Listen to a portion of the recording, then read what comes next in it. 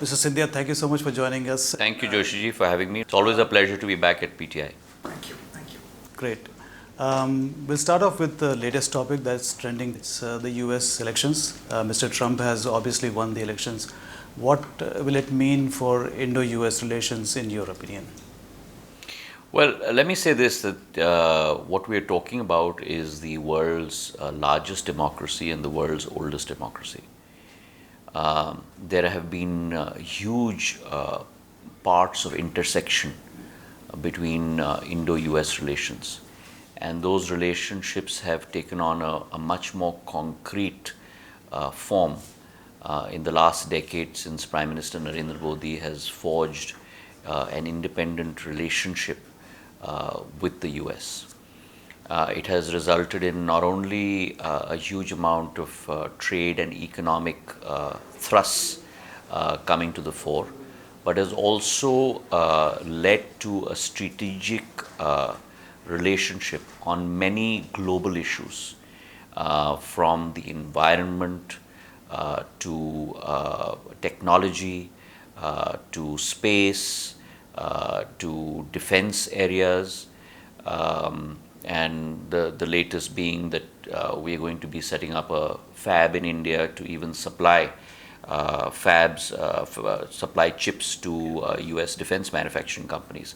Now, that's a first. And I think that the US-India relationship under the stewardship of both Prime Minister Modi and President-elect Donald Trump will be on a very, very firm footing going forward. So one of the biggest supporters of Mr. Trump has been Elon Musk, and Elon Musk obviously is very interested in doing business in India. So I'll ask you a question about him. What is the status of his application for the spectrum?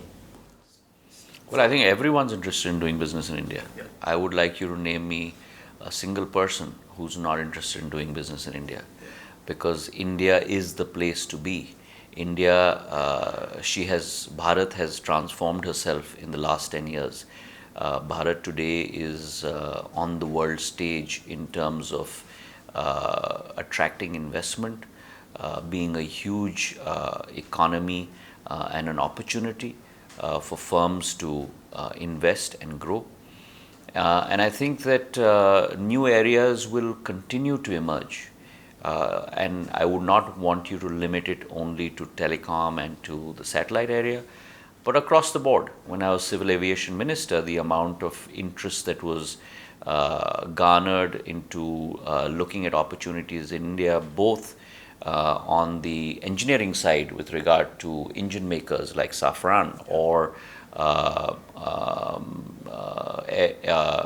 airplane manufacturers like Boeing and Airbus, and the fact that Airbus put in a final assembly line in Vadodara, the first time in India's history that's happened for the C-295 aircraft, which Prime Minister himself has inaugurated just last month, shows you that there's a tremendous amount of interest in India. As far as the particular question that you have raised, we are very clear that we would want firms to participate in India. The regulatory process is very clear and transparent. The new Telecom Act has been passed. Satellite spectrum is very clearly a part of that in Schedule 1. And therefore, we are open to look at application of any entity that wants to invest in India. At this point of time, I think only 1 or 2 licenses have been given out. And whoever else wants to participate, India's surely going to welcome that. The Telecom Act allows administrative allocation of the spectrum, which is what Elon Musk would like, but it has put him at loggerheads with the domestic companies, which would rather have the spectrum auctioned. How do you reconcile this? I'm not Minister of Satellites, and I'm not Minister of either. So let me put it in telecom parlance, I'm not Minister of Terrestrial Networks or non-terrestrial networks. I'm the Minister of Communications. And for me, what's very important is to ensure that every customer gets a bouquet of services that are available to him through all technologies that are prevalent in the world. You've seen a transition like this also happen, or an inflection point, if I may call it that, rather than a transition, when the world moved from 2G, 3G to 4G, because you then had to lay new equipment and new lines. In terms of technology, it's an ever moving space, and there's never a period of stasis, and therefore you always have to be on top of the curve. In terms of the policy, it's fairly clearly defined. We follow for space and for satellite spectrum, we follow the ITU. Every country has to follow the ITU. The International Telecommunications Union is the organization that lays out the policy for spectrum in space or satellites. And the ITU has been very clear in terms of this spectrum being given out on an assignment basis. In addition, if you look across the world, today I cannot think of a single country that auctions spectrum for satellite. It's all assigned administratively across the world. The third, on a technological basis, and I do not profess to be an engineer, however, please do understand that when you're talking about spectrum at that level, which is above 7, 8 gigahertz, at that point of time, that spectrum is only spectrum that can be shared. And so therefore, if there's a spectrum that is shared between Amar and Joshiji, how can you then auction it? Satellite spectrum has been given out for GSO networks today, which is also being shared. You have public broadcasting being done through that, you have defense purposes, you have some satellites which are GSO satellites which are today using it, and it's a shared spectrum. And therefore, satellite spectrum cannot be auctioned.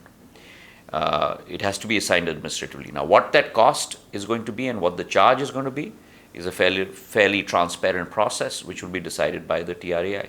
Sure. Are there any concerns that the spectrum is possibly be given to a foreign entity rather than a domestic entity? No, security-wise. At the end of the day, you have to look at it from a service provider basis, right? And from a service provider basis, I think it's important that it is system agnostic. However, law enforcement agencies' rules must be complied with. Sir, it has been 4 months that you have been in charge of this ministry. When you came in, you spoke about making Bharat a superpower in telecom sector.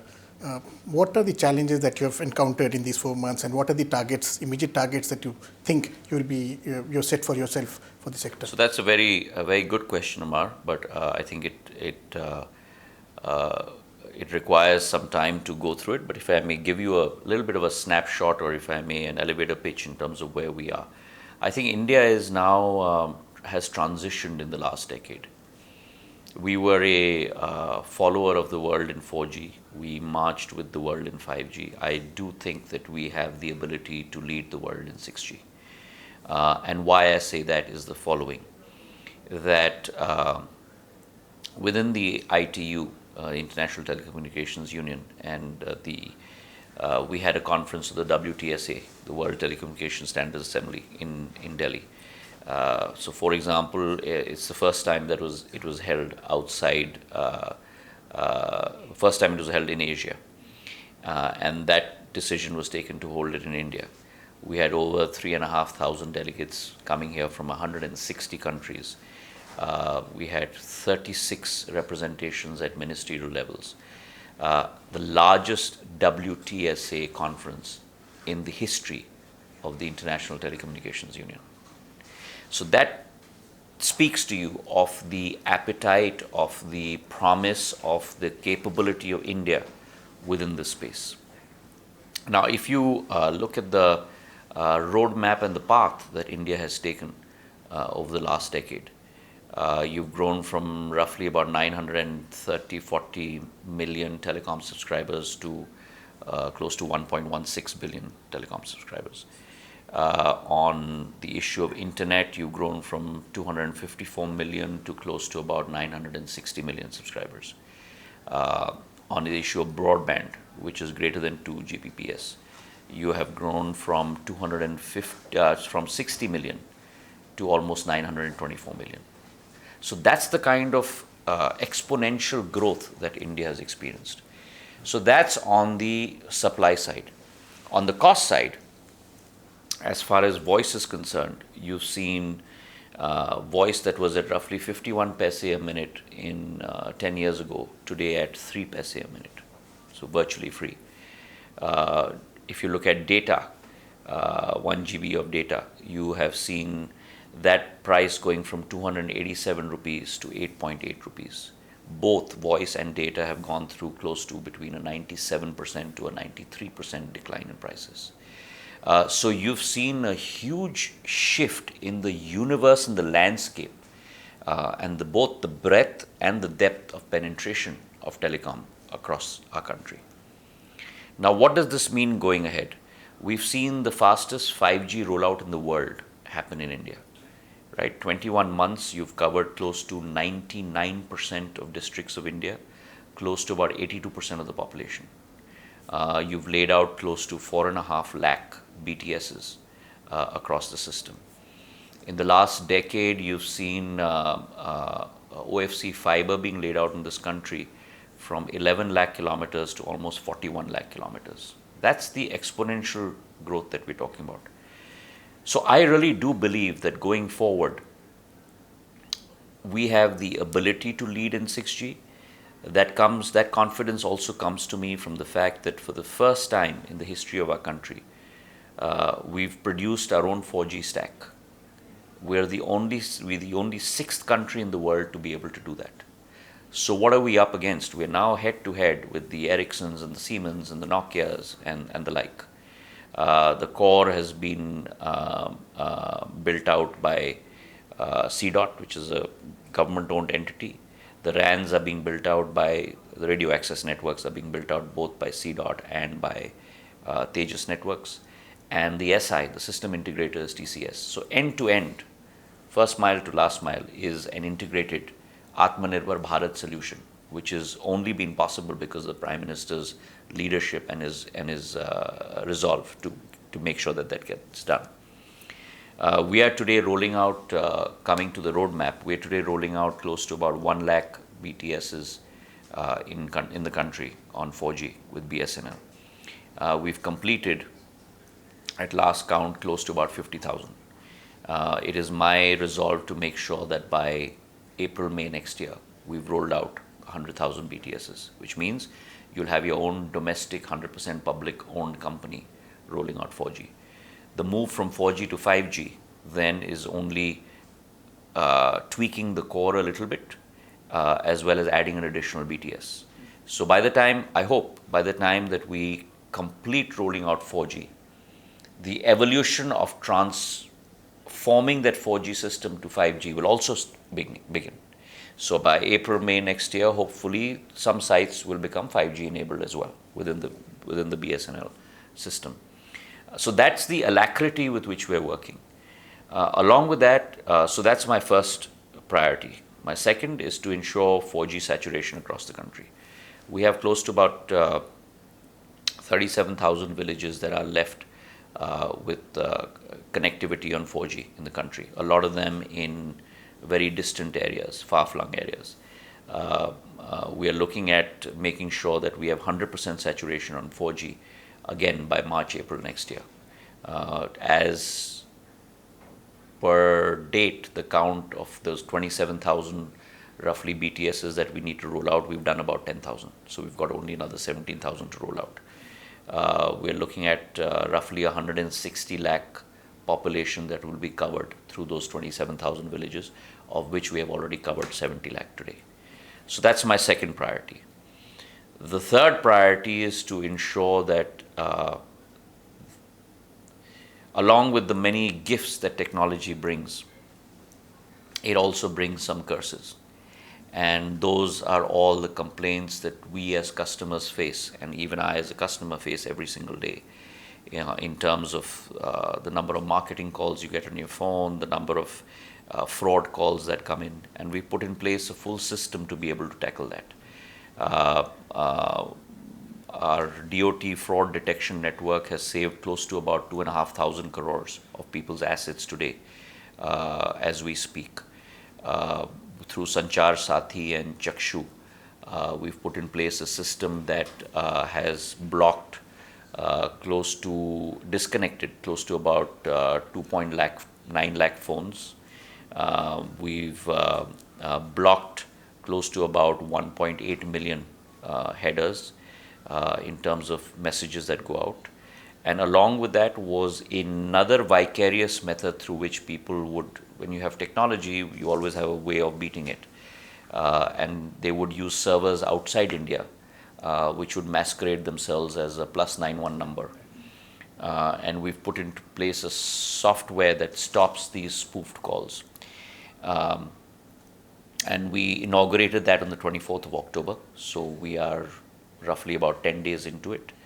And we've been blocking close to about 1.35 crore calls per day on that software. So we're all systems go. In terms of fraud as well, we've put together a new software where we are integrating law enforcement agencies as well as banks. 520 agencies have been onboarded, of which 420 are roughly banks. So that's my third pillar that I'm looking at. And then we have a bunch of other things which I'm also following, but these 3 or 4, and then the Telecom Act, the promulgation of all the rules of the Telecom Act, which was passed in Parliament last November. The first thing I did when I assumed office was I issued the notification of the Telecom Act. And why is that important? That's important because the minute you do that, then your 180-day counter starts. And within 6 months, mandatorily, you have to issue all the rules. And therefore, there's no pushing of files anymore to a later date. So by the end of December, there are a total of close to 31 rules that need to be out. We've done almost about 14 or 15. And the balance we hope to have done by the end of December. So there are many things on the menu, and we've just talked about telecom, but there are many things on the menu that we're looking at. You spoke about this international incoming spoof calls. Then you started working on it since October 24th. Do you have a deadline for when that will be completely eliminated? Well, let me say this, that I dare say that cannot be completely eliminated, but you didn't have a software. So the software is in place. And we've blocked 1.35 crore calls daily. So if you look at the network, if you're looking at a 10-day period, you've already blocked 13.5 crore calls. So beyond a point, it's not going to be remunerative enough for anyone to try that via media, which is being consistently blocked as a firewall on the gateway. So is there a need for revising the KYC norms? Because I think what is happening is people are getting those fake SIM cards made very easily in certain part of the country. You would know this better. So is there a need to revamp the KYC so that such kind of spam calls cannot be made? The spam calls are not coming through the KYC, through making loopholes to the KYC norms, because those are very stringent. The spam calls are coming that Amar is sitting outside India using a server in X country or Y country and routing the calls through to India.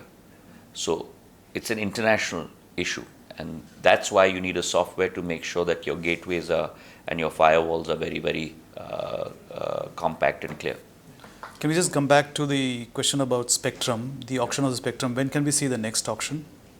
So auctions of spectrum are done with no fixed timelines, but they generally happen on an annual basis. It's really a basis the requirement of the industry.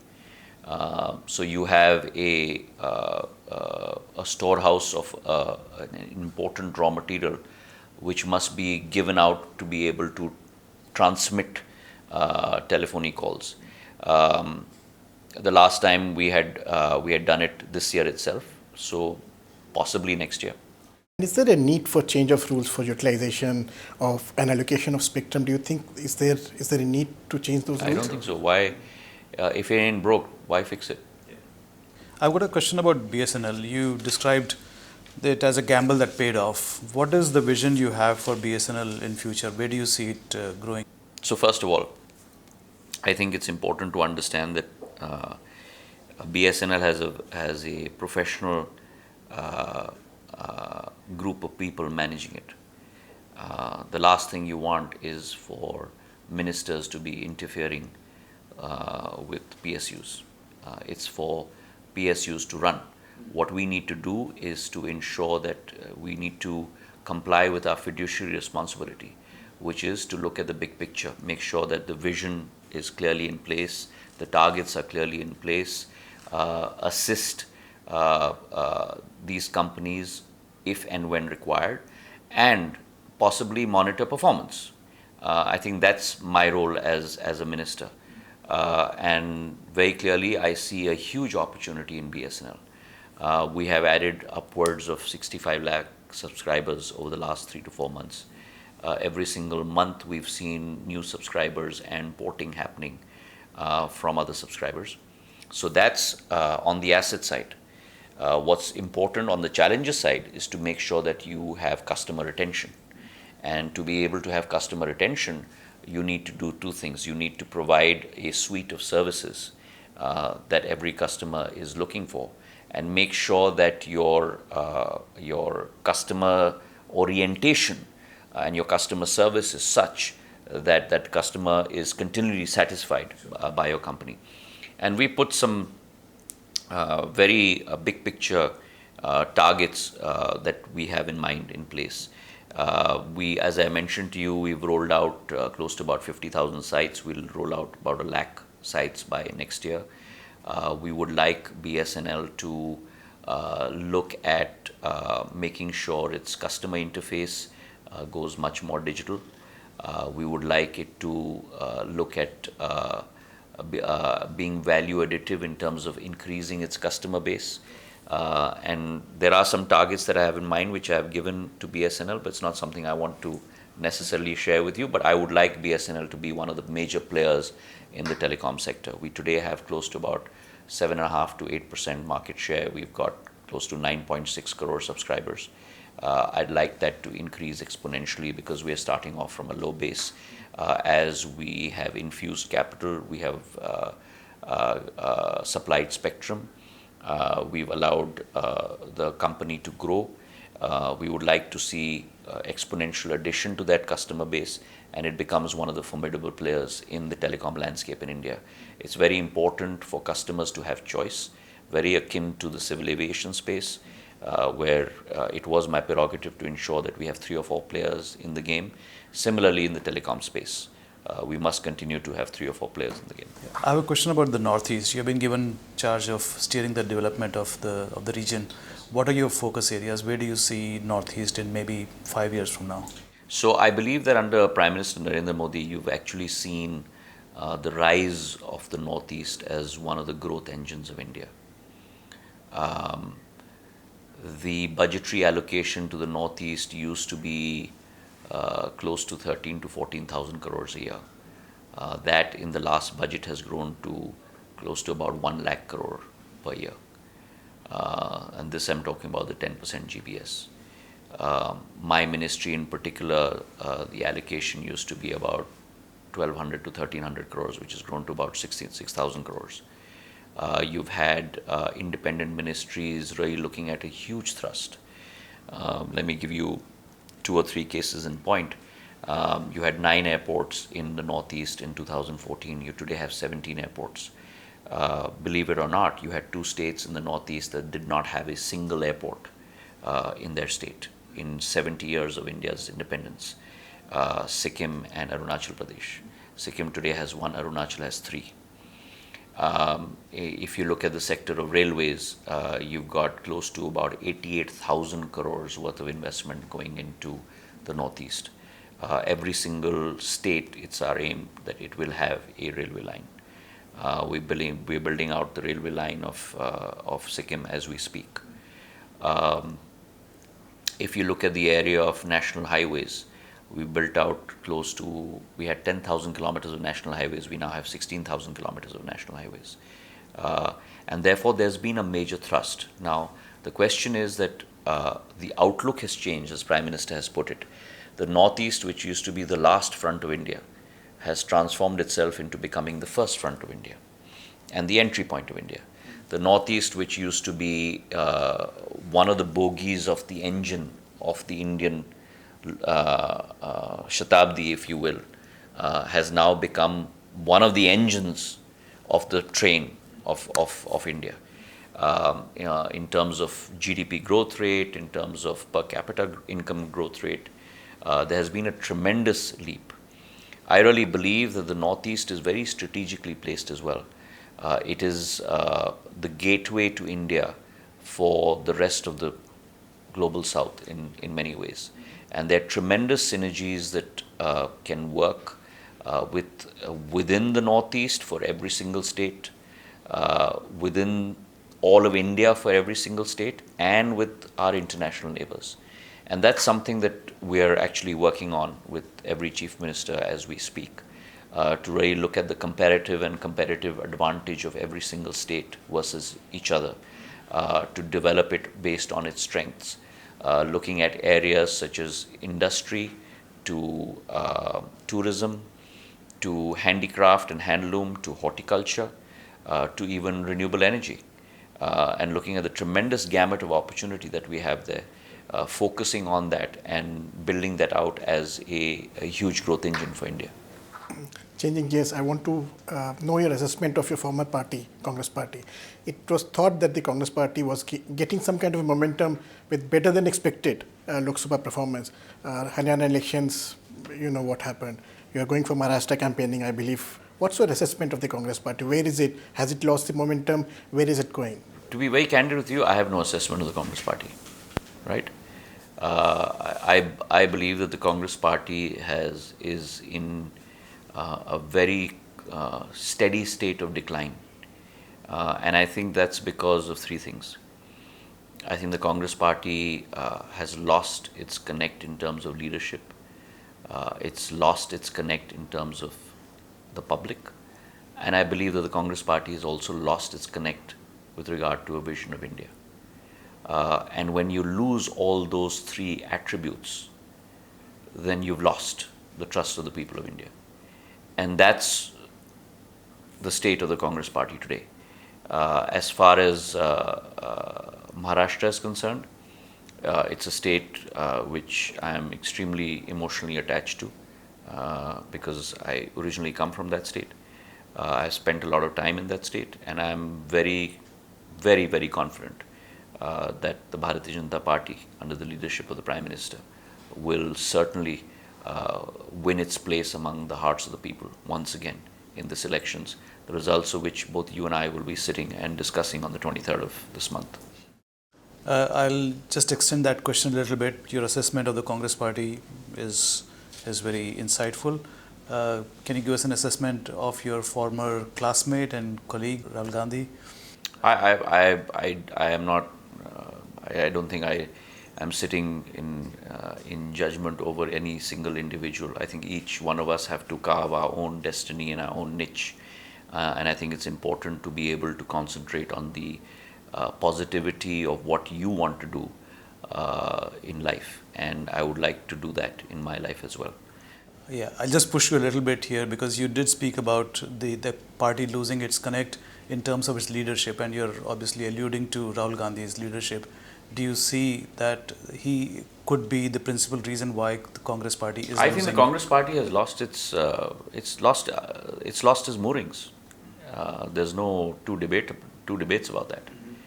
It's lost its moorings. It's lost its ability to separate qualities of leadership from those that do not necessarily have it.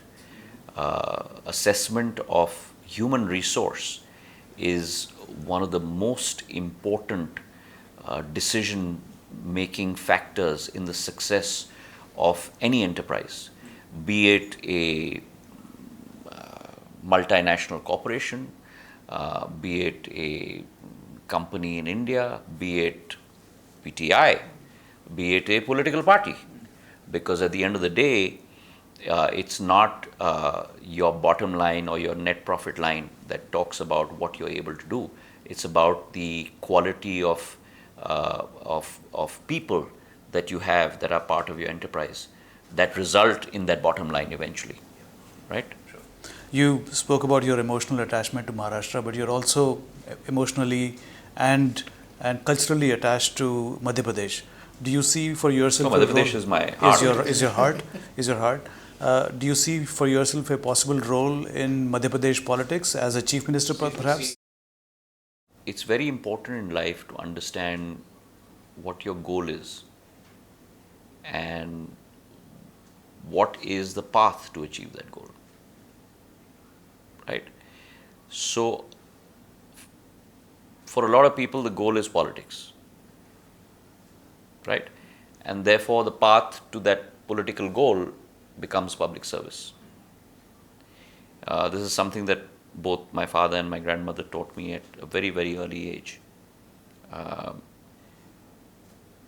That हमारा लक्ष्य राजनीति नहीं होना चाहिए, हमारा लक्ष्य जनसेवा होना चाहिए, और राजनीति केवल एक माध्यम होनी चाहिए उस लक्ष्य की पूर्ति करने के लिए.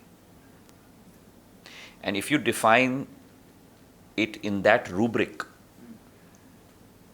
then it doesn't matter where you're sitting or where you're not.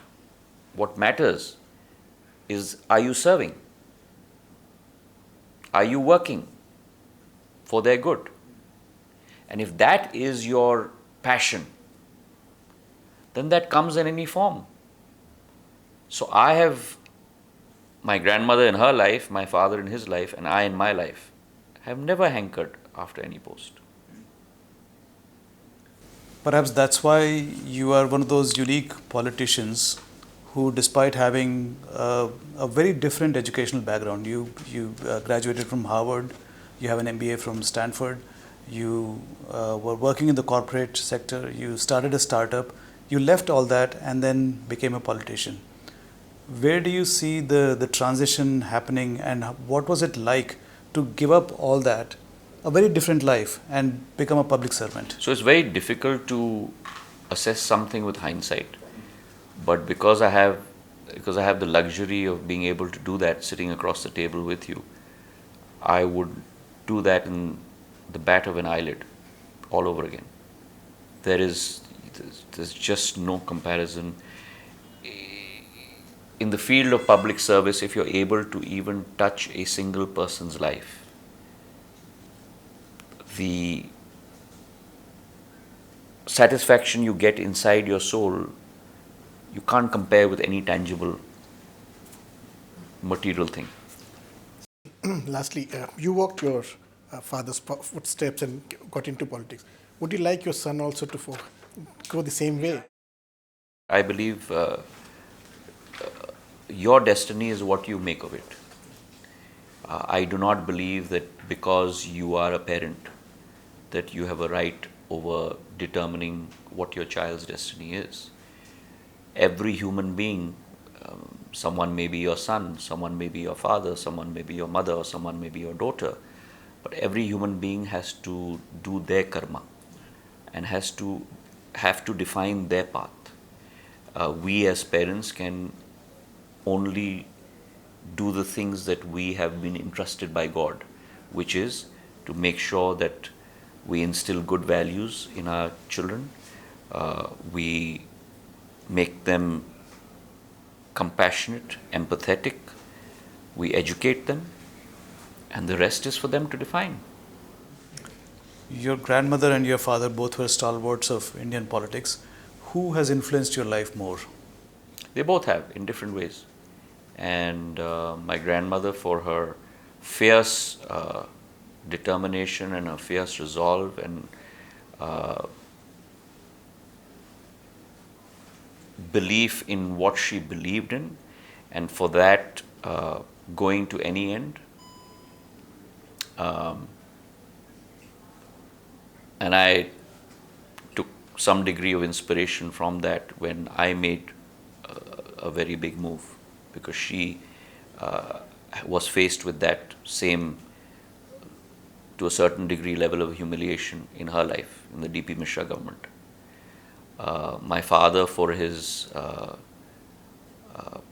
for just the human being that he was, and his capability to touch people's lives, and that's not something that you can inculcate or develop. It has to be ingrained in you.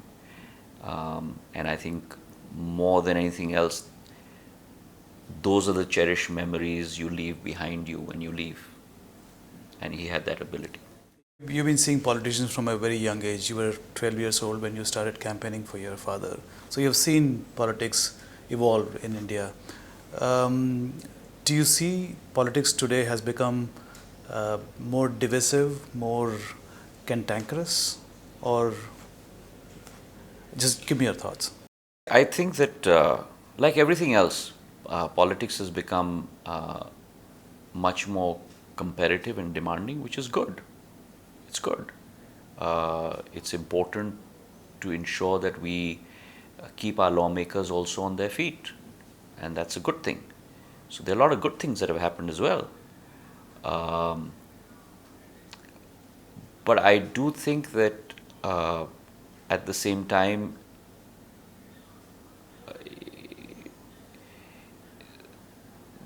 having seen it from the 80s till today, over the last almost half a century, for many years from the outside and many years now actively for the last 23 years, to a certain degree it has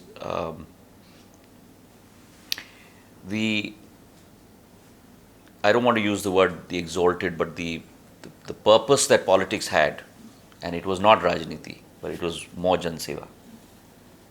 It's become more of Rajniti now, and I think to that end, the Prime Minister is setting a completely new trend of a paradigm shift of what it means to be a Jana Sevak and a Pradhan Sevak and a Pradhan Rakshak. And I think those are the values that we need to take our country back to, even in politics. There's also a lack of bipartisan, cooperation in Indian politics now, like it used to be. It's the lines are very clearly divided. Yes and no. Always remember that politics mostly can be the art of the possible, but sometimes can also be the art of the impossible. And you and me, Joshi ji, have both seen that happen, as sometimes as bystanders. Thank you very much, Mr. Scindia. Thank you. Thank you very much. Pleasure. Thank you. Thank you.